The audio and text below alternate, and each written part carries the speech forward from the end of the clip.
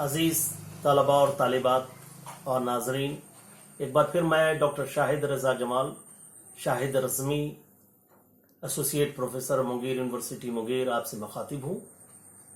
E learning और ई classes की series के एक नई किताब के साथ, जिसका नाम है हिंदुस्तानी लिसानियात और जिसके मुसन्निफ़ हैं डॉक्टर मोहिउद्दीन कादरी ज़ोर।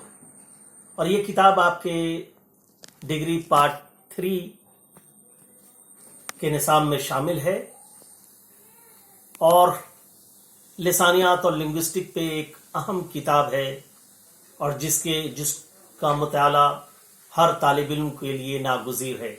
आज इसी टॉपिक पे आपसे हम गुफ्तगू करेंगे, कुछ बातें शेयर करेंगे। जैसा कि आप जानते हैं कि डॉक्टर मोहिउद्दीन कादरी ज़ोर की पैदाइश दक्कन में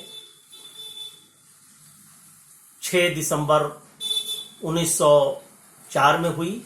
बाज़ लोगों का ख्याल है कि ये 25 दिसंबर 1905 में पैदा हुए। खैर, और इनकी वफ़ात 25 सितंबर 1962 को हुई, श्रीनगर कश्मीर में।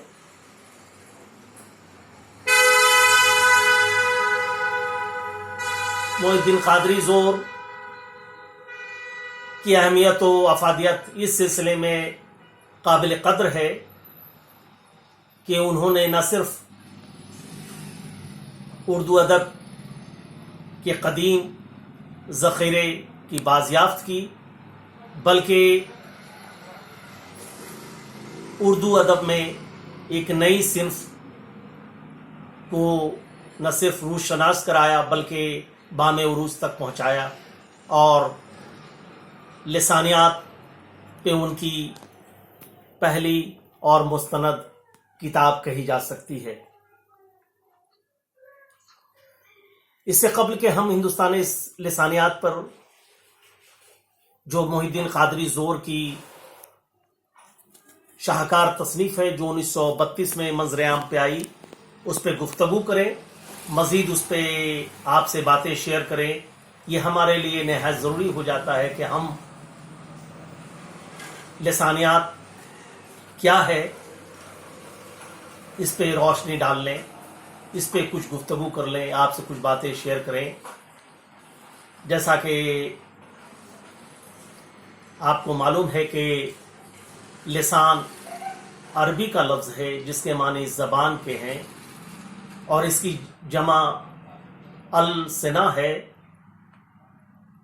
और ज़बानों के मुतल्लिक़ मालूमात और उनके मुताल्लिक़ से उनका मुताला जिस ज़ुमरे में किया जाता है उसे हम लिसानियात कहते हैं, जिसे अंग्रेज़ी में लिंग्विस्टिक कहा जाता है। हिंदी में इसे भाषा विज्ञान के नाम से जानते हैं। और मज़ीद ये बताता चलूं कि माहिर लिसानियात को अंग्रेज़ी में लिंग्विस्ट और हिंदी में भाषा वैज्ञानिक कहते हैं। जैसा कि नाम से जाहिर है कि इस लिसानियात के तहत ज़बानों की तारीख़, उसकी इब्तदा इर्तका, उसकी वफ़ात, उसका ज़वाल, दूसरी ज़बानों से रब्त ज़ब्त, माहियत, हैयत और मुख्तलिफ रुझानात और इससे मुतल्लिक़ात चीज़ों का मुताला किया जाता है और इसी को आम लफ्ज़ों में हम लिसानियात कह सकते हैं। वैसे तो ये इल्म 19वीं सदी की देन है, लेकिन कदीम तारीख़ में भी इसका हवाला मिल जाता है और बहुत सारे माहिर लिसानियात हुए हैं जो आपने नाम सुना होगा कि जॉर्ज ग्रेडसन का नाम सुना होगा, पील का नाम सुना होगा, جانسن کا نام سنا ہوگا، یہ ماہر لسان گوبلو کا نام سنا ہوگا، یہ ماہر لسانیات ہیں جنہوں نے اپنی زندگی صرف کر دی لسانیات اور اس کے متعلقات، زبانوں کی ارتقاء ابتدا، رشتے، وفات یا ان سے متعلقات کی جانکاری، یا ان کی کہیے کہ ان کے ریسرچ سے متعلق اپنی تمام زندگی کو وقف کر دیا۔ ہندوستان میں بھی بہت سارے ماہر لسانیات ہیں، ایک تو محی الدین قادری زور کا نام آتا ہے، ایک محمود شیرانی کا نام آتا ہے، سنیتی کمار چٹرجی کا نام آتا ہے جنہوں نے کلکتہ کی اردو ایک اہم کتابچہ ہے۔ اس کے علاوہ خلیل احمد بیگ کا نام آتا ہے، نصیر احمد خان کا نام آتا ہے، بہت سارے لوگ ہیں جو، یا گوپی چند نارنگ کا اس سلسلے میں حوالہ دیا جاتا ہے۔ تو یہ ہمارے ماہر لسانیات ہیں جنہوں نے اردو میں لسانیاتی تنقید یا تحقیق کی ابتدا کی اور اسے فروغ دیا، نہ فروغ دیا بلکہ رواج دیا۔ اب میں اپنے باتوں کو تھوڑا مختصر کرتے ہوئے اپنی باتوں کو موضوع کی طرف لاتا ہوں۔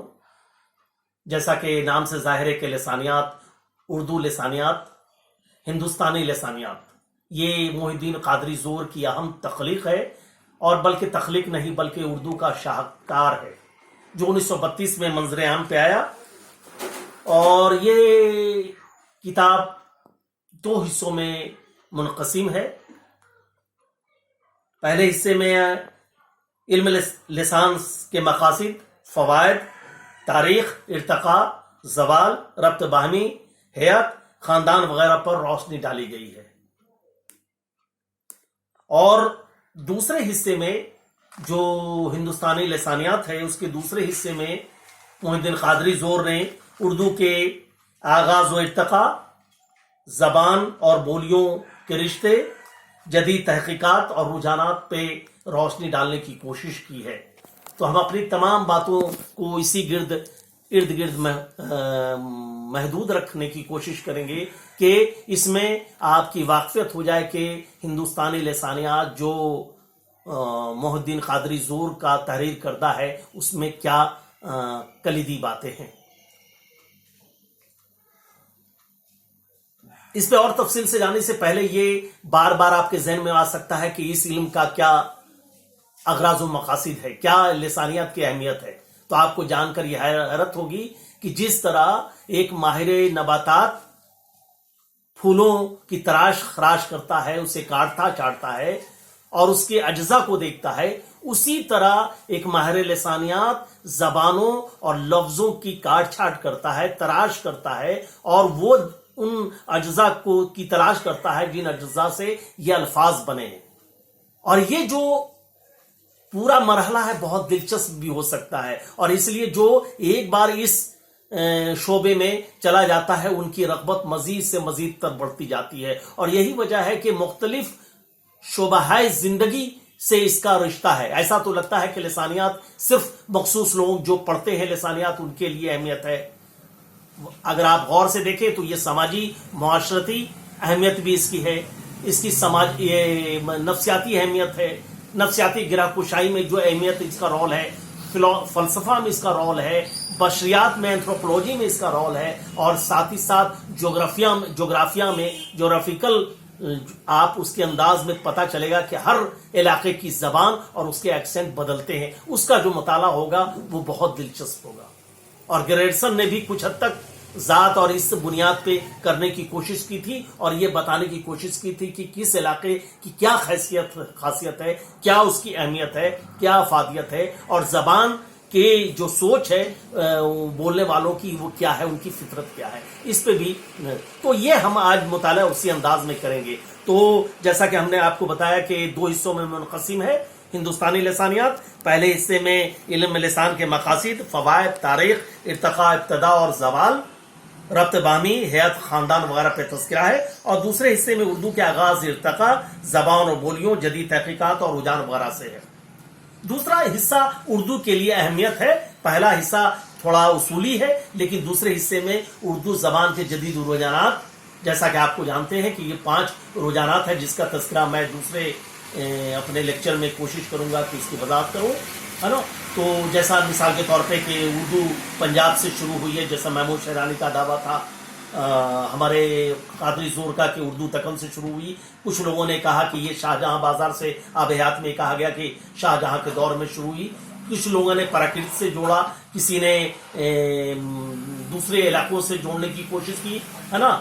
پالی سے اس کا رشتہ جوڑا، کسی اور علاقے سے کسی نے جوڑا، اور آخر میں مقدمہ زبان اردو میں یہ بات ہوئی کہ اردو جو دہلی اور اس کے آب اطراف کی بولی ہے نا، ہریانوی اور برج، ان لوگوں سے بن کر اس کا خمیر تیار ہوا ہے. جو دہلی کا جو علاقہ ہے، دوآبا کا علاقہ ہے، وہاں سے اردو کا رواج ہوا ہے، اردو کا ماخذ ہے، اردو کی تشکیل ہوئی ہے. خیر یہ ایک الگ موضوع متقاضی ہے، اس پہ میں گفتگو بعد میں کروں گا.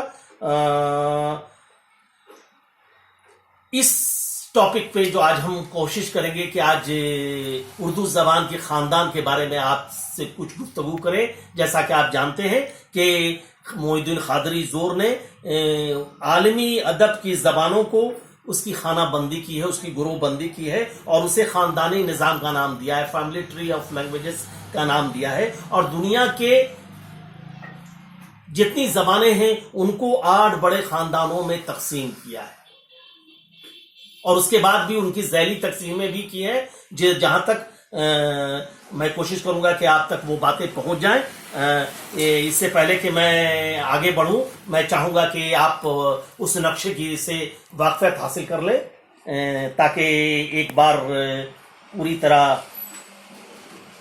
ذہن نشی باتیں ہو جائیں. جو زبانوں کا عالمی خاندان کا نظام ہے اسے خاندان السنا کا نام دیا ہے، اور دنیا کی 8 خاندانوں میں اسے منقسم کیا ہے. اور وہ اس طرح ہے: پہلا سامی، دوسرا ہند چینی، تیسرا دراوڑی، چوتھا مونٹرا، پانچواں افریقی بانتو، چھٹا امریکی، ساتواں ملایا، اور آخر تقسیم جو ہے وہ ہند یورپی ہے. اور یہ ہند یورپی بہت دلچسپ زمرہ ہے، خانہ بندی ہے، زبانوں کا خاندان ہے، اور جس میں دنیا کی بیشتر ترقی یافتہ زبانیں اور بالخصوص ہندوستان کی بیشتر جدید زبانیں اسی کے تحت آتی ہیں. کوئی بھی آپ زبان لے لیں، ہے نا، اردو، ہندی، بنگلہ، مراٹھی، اڑیا، یہ تمام زبانیں اسی ہند یورپی خاندان کے تحت آتی ہیں، جسے ہند ایرانی یا ہند آریائی خاندان کہا جاتا ہے. اور زبانوں کے خاندانی نظام کے تحت ہند یورپی کو مزید 8 خانوں میں تقسیم کرنے کی کوشش کی گئی ہے، جو نقشہ آپ کے سامنے اسکرین پر ہے، ملاحظہ فرمائیں. پہلا ہند ایرانی یا آریائی، دوسرا آرمینی، تیسرا بلقانی، چوتھا البانوی، پانچواں ہیلینی، چھٹا تالوی، ساتواں کیلٹک، اور آخری جو حصہ ہے وہ ٹیٹونی ہے. یہ تقسیم کرنے کی کوشش کی ہے، اور بار بار یہ ہمیشہ سوال آپ سے پوچھا بھی جاتا رہا ہے. اور ایک چیز اور جو ہم یہاں وضاحت ضروری ہے کہ جو دنیا کے 8 بڑے خاندان ہیں، سامی، ہند چینی، دراوڑی، مونٹرا، افریقی، امریکی، ملایا اور ہند یورپی، اس میں دراوڑی جو ہے اس میں یہ اہمیت کا حامل ہے، اور مطالعے کے لیے آپ سے پوچھا بھی جا سکتا ہے، اور معروضی سوالات بھی اس سے بنتے ہیں کہ ہند میں اس میں کم سے کم 4 اہم زبانیں موجود ہیں، جس میں تمل، تیلگو، ملیالم اور کنڑ اسی دراوڑی خاندان سے تعلق رکھتی ہیں، اور کئی زبانیں بھی ہو سکتی ہیں. تو یہ آپ کے پاس نقشہ ہے، اور میں چاہوں گا کہ اس سے آپ کو بڑی مدد ملے گی. اور ہمیشہ یہ سوال پوچھا بھی جاتا رہا ہے، اور جو سوالات اس سے ابھرتے رہے ہیں اس طرح کے لسانیات کے تحت جو آپ سے پوچھے جاتے ہیں، وہ 3-4 نوعیت کے ہوتے ہیں. ہمارے طلباء اور طالبات اس طرف ضرور توجہ دیں گے کہ لسانیات کی اہمیت و افادیت سے سوال پوچھا جاتا ہے. پہلا کہ لسانیات کی کیا اہمیت و افادیت ہے، جس کا اجمالی ہم نے جائزہ لینے کی کوشش کی. دوسرا زبانوں کے خاندان السنا کے بارے میں کہا جاتا ہے، فیملی ٹری آف لینگویجز کے بارے میں پوچھا جاتا ہے، اور جو ابھی ہم نے نقشہ آپ کو دیا وہ اس میں بہت کارآمد ہوگی. اس کی پھر آپ کو تفصیل بنانی ہوگی جو کتابوں میں تمام چیزیں مل جائیں گی. ہندوستانی لسانیات جو محی الدین قادری زور کی کتاب ہے. تیسرا ہے اردو کی ابتدا ارتقاء سے متعلق مختلف نظریات. یہ مختلف نظریات جو 5 6 7 ہے جو بہت اہمیت کے حامل ہے، جس کا تذکرہ ہم نے جزوی طور پہ کیا ہے اپنے لیکچر میں، وہ اس پہ لکھنا ہے. اور ایک سوال اور بنتا ہے کہ زبان اور بولی یا رسم الخط پہ نوٹس بھی کبھی کبھی لکھنے کے لیے کہہ دیا جاتا ہے. تو یہ اس طرح کے سوالات آپ کو ایگزام میں پوچھے جاتے ہیں، تو اس پہ آپ کو نگاہ رکھنے کی ضرورت ہے. اور لسانیات دلچسپی کا متقاضی ہے، اور تبھی آپ اس پہ زیادہ حساب ریاضی کی طرح آپ نمبر حاصل کر سکتے ہیں. انہی لفظوں کے ساتھ میں آپ سے رخصت ہونا چاہوں گا، ایک اس وعدے کے ساتھ کہ ایک اور لیکچر سیریز میں آپ سے مخاطب ہوں گا.